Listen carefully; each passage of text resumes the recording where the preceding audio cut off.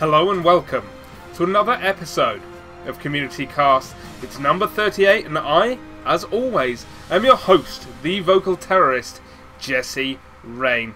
We're here with the last of our replay pack from Mythology's Viper. He's going to be our Red Protoss today.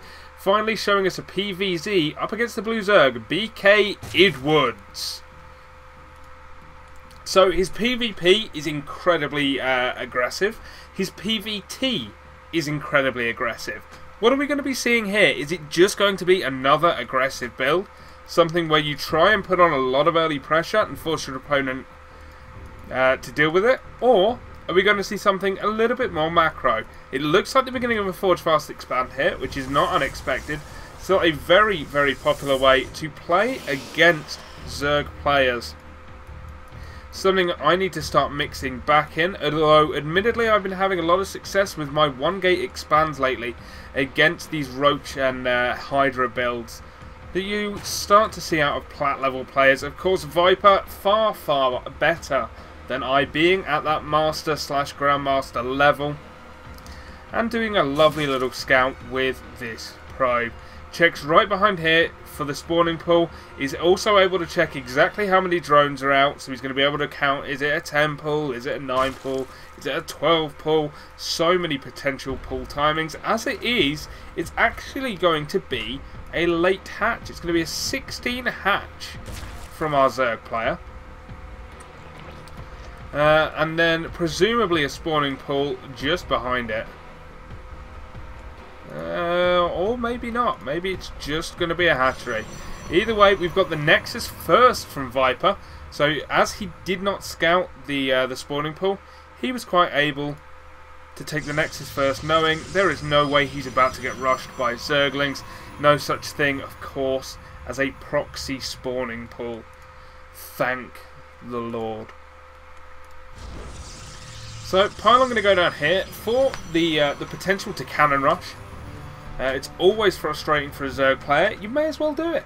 Literally, there is no downside to this. You lose a tiny amount of money, and it forces your opponent to respond. Anytime he's even slightly late with a thing like a spawning pool, that's it. Boom, cannon's going down in a lovely position. So now they're not going to be able to get much of a surround on it, nor the Pylon. Only two can attack at once, as you can see. So very well defended. This cannon, rather, cannot even be attacked.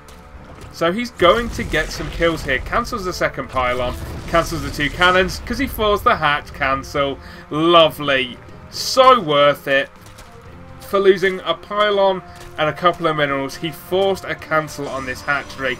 Right now he's got his gateway going up, his photon cannon going back up at home, and his Nexus is complete. If we look at the unit counting station, we already see it's still very, very even in terms of probes to drones, and it will stay a lot more even because this hatchery is delayed. The third is now going down at almost the same time. And still, units, a drone having to be off the mineral line, attacking that pylon instead of doing its job of mining minerals. Remember a few days ago when I was looking at that the player who was doing the Forge Fast Expand? And I believe it was even on this map. I just believe he was down at this position. And he did that awful, awful wall off. Well, look at this, guys. This is how you want to wall off. That cannon is well and truly protected. The Forge Gateway and Cybercore are the main points of defense. We only have the one pylon as what you could call a slight weakness. But even then, it's a lot better than having a pylon here and a cannon here. Just don't do that, guys. Use your Cybercore. Finally, this pylon is going to die. Queen is hitting its injects nicely, though, so we should see the Zerg start to recover. That's not a game-losing beginning. Whoa! What? Oh, is that a new skin for the Zealots? That looks brilliant. Maybe it's just the colour. No, it must be a skin because it's the black. But that looks fantastic. Dang, actually that looks a little bit terrifying. So things to talk about with Idwoods is he's getting a decent scout off at least here. He knows all that's going on. Excuse me, solo casting, and I cast a lot at a time because I do these replays in batches. And I do them at strange times of the day. So sometimes you just get yawns. But yes, nothing is hidden here. And with the way Idwoods was scouting, it would have been very, very hard to have hidden anything. Meanwhile, we've got Lings scouting out the map. Very wise to do, along with more overlords. And we've got a couple of stalkers and a mothership... a stalker, a zealot and a mothership core. Just scouting out for Viper. What can I get done? Well, not a lot. He's going to try and pick off a few units here. With appropriate starter stepping of this stalker, he should be decently okay. They will catch it eventually. But with the mothership core to back it up, a lot of damage can be done here. He'd love to snipe a queen. That is the ultimate goal here, and he does get it. Even going to get a second. He's giving up on it. Too much damage taken, unfortunately, and now that stalker has to go home without being hit too many times. Speed is on the way. How close are we to finishing? I think it may just about make it back. So now we've got the third base going up for Viper. Not that far behind Idwoods' own third.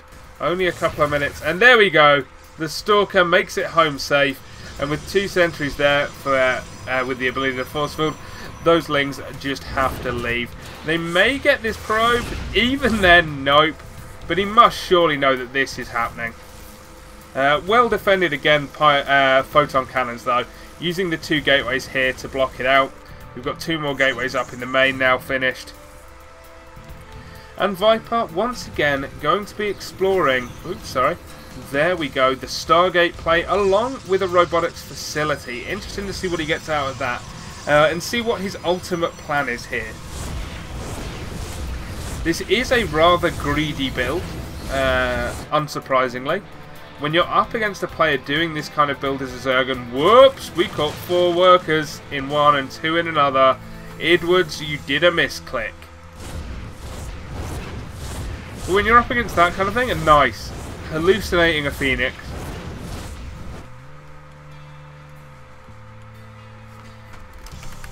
Sorry. Hallucinating this Phoenix for scouting. While he goes Void Ray behind it for the next attack. He's going to get a good scout off here. And again, what he's looking at here is he's looking for tech. He's looking for drone counts. That is the plan here. Meanwhile, taking these rocks down at his third, we already have the first Void Ray finished. We have a huge mineral bank up.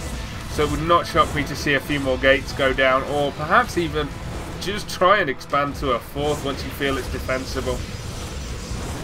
Because seriously, that is a huge mineral bank. Tech-wise from the Zerg, we're looking at Spire. We're looking at a Baneling Nest, interestingly enough. Something you don't see a great deal against Protoss, but it can happen, especially with these Forge Fast expands. You might want to roll in here and try and take this third base down. As it is, though, these rocks are going to be broken, which means they will fall here, forming a destructible rock wall that will delay any such attack. Observer is out now for Viper. He doesn't want to get caught by any dirty swarm hosts, and it's going to give him another chance to scout forward without having to go Oracle. Really good idea. Forge, Twilight Council and Robotics Bay all coming up at the same time. Just a huge influx of tech as he adds these next 2 gases. Meanwhile, Idwoods building up an army that is largely Ling based, and look at that! Gets a full scout on it. A ton of Lings, eh? Well, he's going to be more than ready for this at home. With that second Forge coming up as well, he's going to start to get his upgrades going. And now, where is this headed? This is actually heading right into the 3rd. Unfortunately, going to be missing this base. But it's possible he'll see it. Have to wait. Will he catch a glimpse of it? I don't think so. No, he's just going to go past it. Unlucky there. Viper could easily have forced to cancel off on that. Those Lings are quite a way away. And, well, 6 Zealots. They do a great deal of damage. Got 9 Mutas on the way. Baneling speed. +1 flyer attacks. +2 melee attacks. But meanwhile, +2 ground weapons has just begun, and +1 ground armor is now very much on the way. These Zealots are going to do some damage here before the army can respond. The Spine Crawlers are not done, so another Queen dies. All these Zealots here will be sacrificed, but definitely worth it to get a Queen kill, to get a good scout off, and even to get a few drone kills there. Meanwhile, back at home, we're building up a small but strong and efficient army. A lot of sentries for force field. We've got Colossus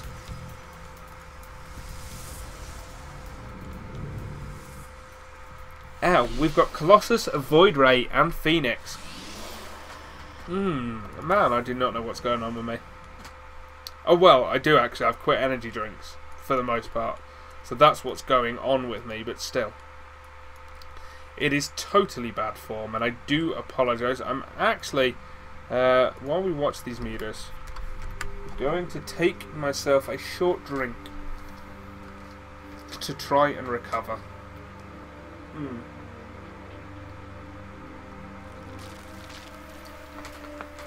Lovely, lovely water. Now, you heard that sound, didn't you? It's the sound of 10 banelings morphing. Oh, yes, it is. The Observer finally sniped, but look, we got ourselves some banelings. And nice, already starting to kill some mutas. This is a decently sized army from Viper, though. It doesn't look big. What it is very, very effective. You put a lot of gas and a lot of money into this army. It needs to be controlled very well.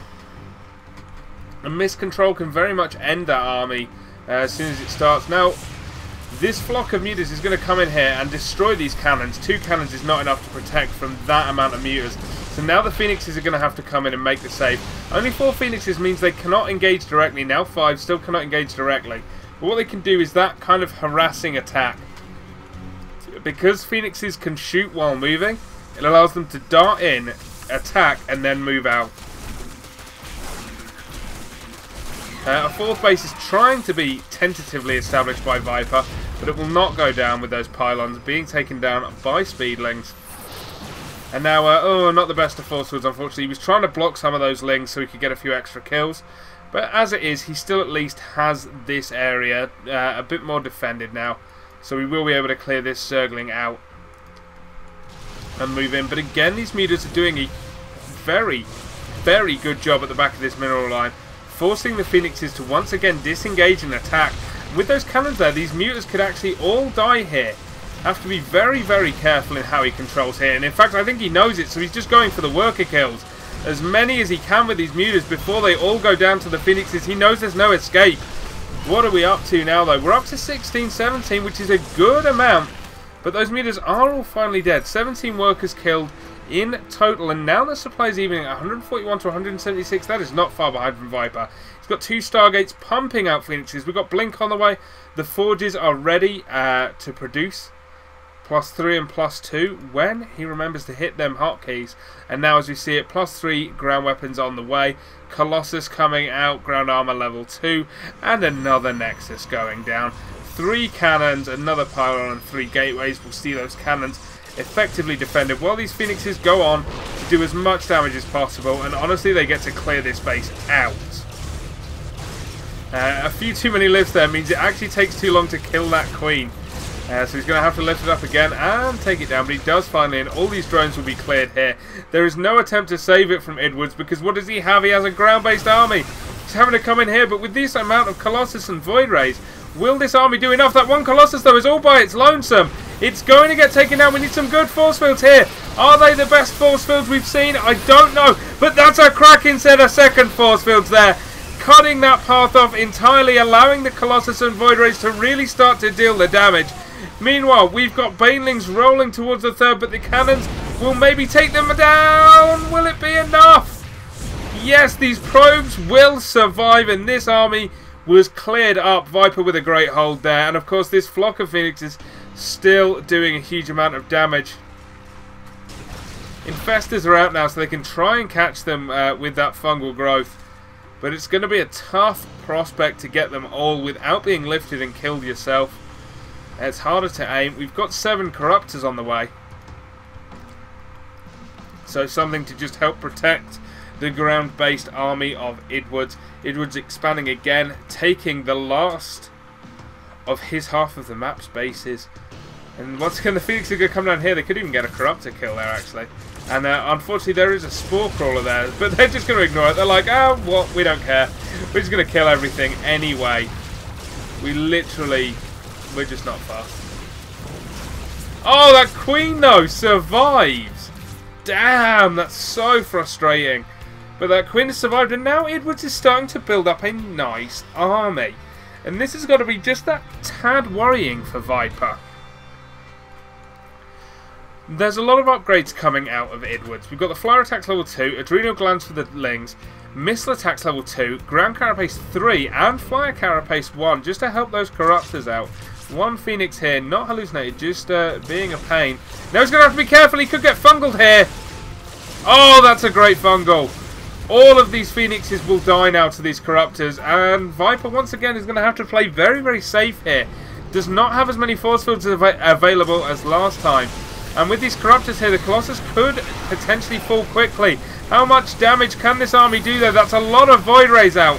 And Void Rays now, with the ability to choose when you're charged, can do the damage up against roaches, especially with Colossus backing it. Another one popping as we speak. The Hydras now, with nothing to protect them, are all going to be taken out. And once again, Viper with a great hold.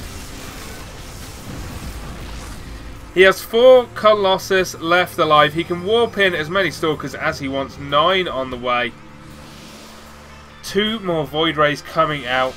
Did lose all of his Void Rays in that engagement, which is not ideal, but keeping the Colossus alive was wonderful. It's going to allow him to push down and potentially even take out this base, because Idwoods does not have a great army now. He's got too many Hydras, no Roaches to defend them with.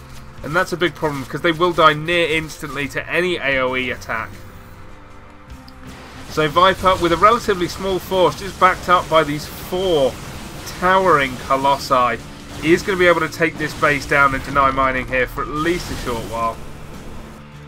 Meanwhile, a gang of Zealots heading up towards this base, going to try and kill that.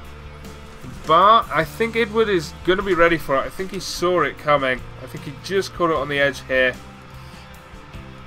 And yeah, here come the charge lots now. They are going to get taken down. Trying to focus down the hatchery. Any damage they do to it, of course, will be damage that remains on it without transfuses. For a while at least. So if Viper does attack it again like that, it only takes 2 more attacks like that, and that hatchery's gone. And right now the hatchery here is still gone. There's no ability to put it back up, with this army still pressuring it. This army of Idwoods, well, it's got to be ready to attack at some point. It's 5 supply from being maxed. We've got more upgrades on the way, but the Protoss upgrades are finished bar shield. We've got Psystorm coming out and a few well-placed storms on Hydras, Infestors, Corruptors, and everything there dies. So that's a great transition by Viper. Moving into those High Templar, always a good decision late game, pretty much, for PvZ. There's not much they can't hurt, and even a couple of Archons morphing, just to help do that AoE and do a little bit of tanking as well. Stalkers aren't the hardiest of units. Oh wow, morphing them all, because I think he felt an attack was imminent and Psystorm was not ready, but I think perhaps that was a slightly premature morph. Would have liked to have seen him keep a few High Templars out, building energy up for that Psystorm. So now we have Idwoods moving out towards the base of Viper, but he's got to be careful he doesn't get caught here, because Viper's coming in from behind. We'll be able to engage all these Infestors actually and take them out before the Corruptors are able to respond. He's not careful. Decent fungals there, in fact really good fungal in the centre of the army, locking a lot of this down. These Colossus will start to fall to the Corruptors, but they're focusing down Void Rays instead, which does not go well for them. And now an attack going down on the 3rd of Viper. A good idea by Idwoods perhaps, but he is going to lose everything in his main. You mustn't forget, there is no way he can deal with this huge army, so he just has to try and do something back here. Viper, however, just needs to hold on. He's got a base set up down here, so he can base trade for a while. He has the better army. We've got 7 Ultras on the way. Where are they going to pop? Are they popping from here? No. Okay, we've got a couple popping from here. So in fact, they're going to get taken down before they pop. He has to cancel. Unfortunate. We do have 6 Ultras though at other hatcheries along the road. And Idwoods, look at him, being forced back rather, by Viper. Great stuff. Viper is able to defend while base trading with almost every attacking unit he has across the map. Blinking on top of that hatchery. Ultra, you do not stand a chance. Go home, Ultra. You can have as many of you as you like, but it is not going to help you up against this 188 supply army of Viper. A couple of Void Rays there. With that charge, we'll be able to target down the Ultras quite quickly. The Archon's fairly tanky, and the Colossus with that sick area of effect damage. says, "Nuh-uh, Idwoods, you gonna get out of this game because I am taking it." This is a lot of ultras though. It may be just enough to push this army back, but I mean, there's no way to stop the next wave from Viper. That's the real problem. He is in fact re-expanding. He's doing pressure up here. Of course, this base is mined out a long time ago. This base is almost mined out, so he's going to be left with this one, except this one is not in a defensible position whatsoever. We really just have a bunch of hurt ultras roaming out on the map. Honestly, this is enough to take down these hurt ultras, given how damaged they already are. But we will be seeing more units popping out of Viper very shortly. He's a little bit starved of money right now. He's got plenty of gas, though. And with this base now taken, he should be able to move across the map just fine. And start mining again. Here we go. As that second did mine out, now all the probes are transferred, and once again he's going to start to see that cash influx, which will allow him, one would reckon, to build an army, move out, kill Idwoods. That's the plan. Idwoods, though, trying to put a little bit of pressure on with these ultras. And, well, Viper's just... well, he was starting to pull back. But I think he's decided, actually, this army isn't as big as I thought it was. Let's just kill it. These ultras are hurt, which means they're not going to be able to stay around for that long. The Hydras with no ultras in front of them to protect them because the ultras are so hurt do fall incredibly quickly. Viper pushes his way through, and that is going to be it. Idwoods with the Archon OP, I guess. Viper once again played that very well. That's the toughest game we've seen him play, but it was still a great game by him. Really good decision making on the whole all the way through that game. Wow, I am exhausted. I need to go take a break and drink a lot of water, and then I need to ladder some more because I'm trying to get into Diamond. So thank you all for watching. I've been your host, the vocal terrorist Jesse Rain. You can find more from me over at youtube.com/VoctorGaming, and you can find more from Mythology's players at www.clan-myth.com. I will include a link in the description below in case I said it wrong or spelt it wrong or did something stupid. Thanks very much for watching, and I will see you all hopefully tomorrow, but possibly you might have to give me a couple of days. We will see, but we've got a very special best of 5 to be shown on this channel. Have a great day. See you all soon.